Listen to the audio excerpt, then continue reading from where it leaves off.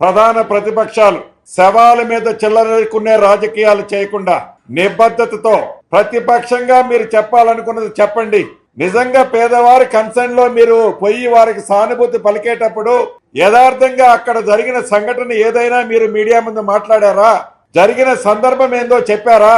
ఈ పేదవాడికి కష్టం ఎందుకు వచ్చిందని ఆలోచించారా? ఈ పేదవాడికి మేలు చేయాలని కోరిక ఉండి ఉంటే 10 సంవత్సరాలు నువ్వు పరిపాలించే నాడు ఆ పేదవాడికి ఆనాడే నువ్వు ఎందుకు పట్టాలి లేదు, ఎందుకు ఇల్లు కట్టిలేదు? పేదవాడు కరెంటు లైట్ లేకపోతే కిరోసిన్ పెట్టి జీవితాన్ని గడుపుకుంటున్నాడు. బిక్కు బిక్కుమనుకుంటూ మీ ప్రభుత్వం 10 సంవత్సరాలలో ఆ పేదవాడు అదే ప్రదేశంలో నివసిస్తుంటే మీ కళ్ళు దొబ్బినాయా?